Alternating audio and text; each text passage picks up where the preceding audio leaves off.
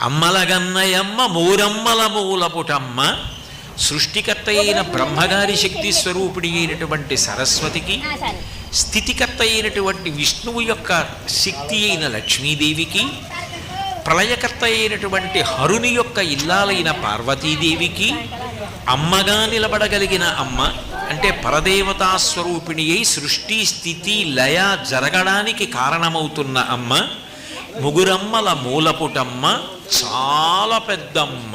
ఎంత పెద్ద అమ్మ అంటే ఆవిడ ఎప్పుడుంది అంటే పూర్వజ. ఈ సృష్టి ఎప్పుడుందని నువ్వు అంటున్నావో అంతకన్నా ముందు ఆవిడుంది. ఈ సృష్టి ఎప్పుడు మహాప్రళయంలో లేకుండా పోతుందో అప్పుడు ఆవిడుంది. మరి అప్పుడు ఉండి ఇప్పుడు ఉంటే ఆవిడ చాలా వయసులో పెద్దది కదా. అంటే నిత్యయవ్వన. ఆమెని కాలం ఏం చేయదు, కాలమును ఆమె చేస్తుంది. కాలము కూడా ఆగిపోయేటట్టు